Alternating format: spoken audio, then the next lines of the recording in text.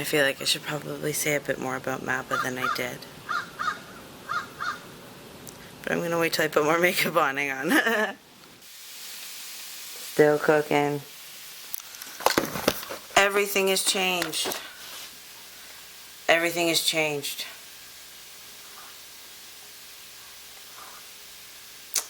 I'm under instruction to do a video and talk a little bit about how the MABBA show went. I lost. Hi. Okay. I did catch a lot of crap from the wizard who makes my videos, because in my videos that I sent him of my description of MABBA and how that show went, which was organized by a group of wonderful volunteers, that I was given an award for a company that is doing a lot of great things from a lot of great people, that is helping great people because of great people, with the support of great people. And I can't not allude to any of that just because I got frustrated because of a bad diet issue. Because that's just me dealing with my continuing fights in this. But I say it all the time, that LABL will never suffer for my personal battles being where they're at, right? And I mean that. So, did not beat anybody. MABBA was a success because it validated something I've put a lot of blood, sweat, and tears into, and a message and a company that I genuinely think are going to go far and help a lot of people do a lot of amazing things. There you go, bud.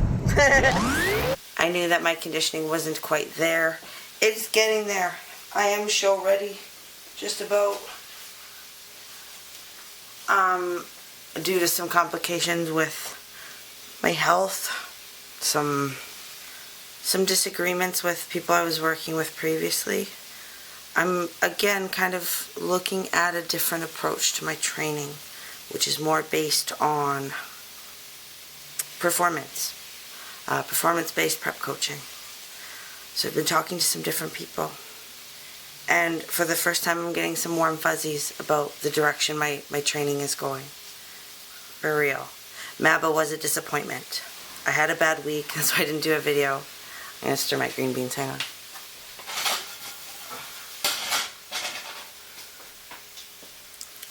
I had a couple bad weeks where I just felt lost again.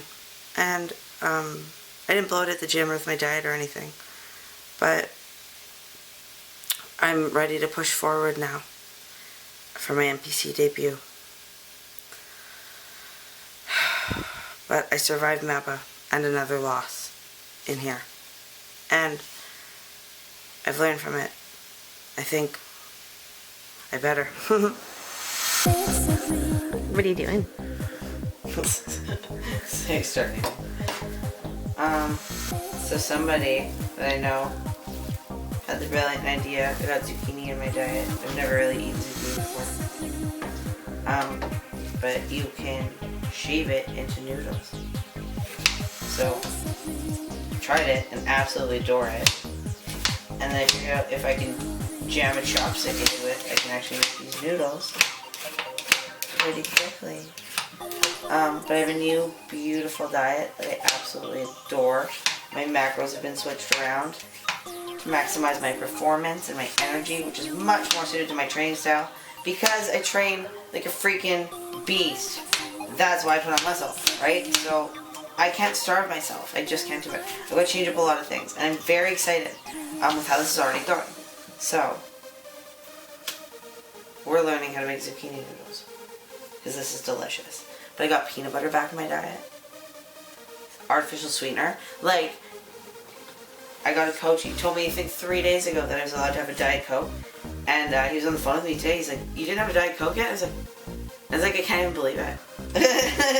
I just can't process all these things I get back at once. But that comes with the weight being off now. I don't have to grind a ton of weight off and gun it to a show and starve myself and, you know, not be able to get around or anything like that. I did the work, and you guys saw me do it. It was miserable, not eating enough, but I got through it and it's done now. I can start to feed my body to maintain it, to perform better, to be full and healthy on stage, not depleted, and having just come off this huge weight loss like I'm used to doing. No more crazy, harsh weight loss bodybuilding preps. This was the lesson that I had to learn. So hopefully, I'm done learning it. There's gonna be stick in. Yep. Come on. Just want as many. Even this little stuff. Get most of it. You could just take a knife. I know. I do end up just chopping like little bits. Noodles. Noodles. And then that with like oil. How do you cook it? I'm gonna play with it. I mean, I've only done a few batches, but I like to keep stuff in batches in the fridge so that I can just grab it and eat it, or grab it and warm it up, or grab it and cook it. This, I keep shaved raw like this, and then I'm gonna add some kind of oil, an avocado oil or a peanut oil. Oh my god, off-season peanut oil. Anyway, not talking about peanut oil right now. Olive oil. Something like that with a, not coconut oil, something with a higher smoke point, or lower smoke point, higher smoke point. And salt, pepper seasoning. That way you can just grab a little bit out. It's kind of marinating seasoning, what have you. A few days worth at a time, so it's not going bad or gross in there. I've got a pretty good gauge. I've been doing this for a while. I know how much to put in there. But I can just grab and go. Noodles, day for Angie, because Shailene is very smart and I'm good with chopsticks. What did you have for breakfast this morning? I gave the same cheeky look again.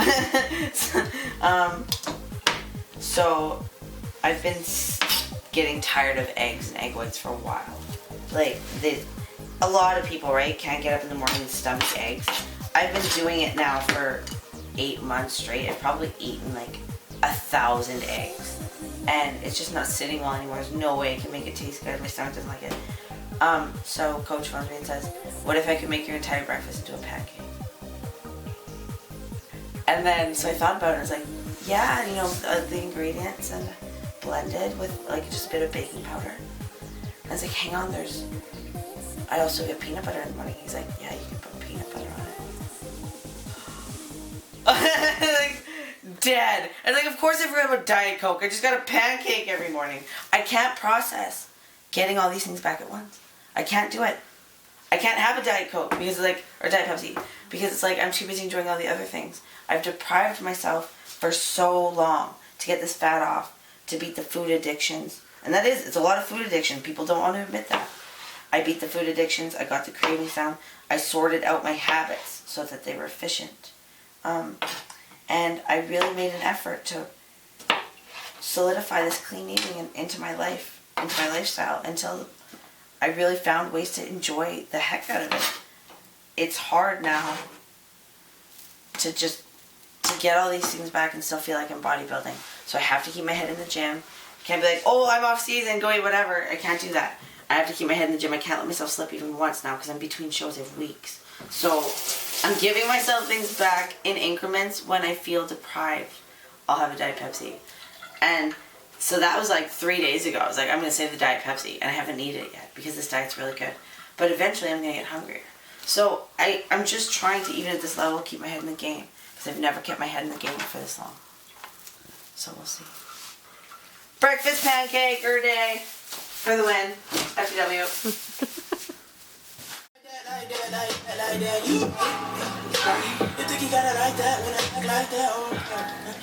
So when I did my first prep, I knew how much I had to keep it cheap,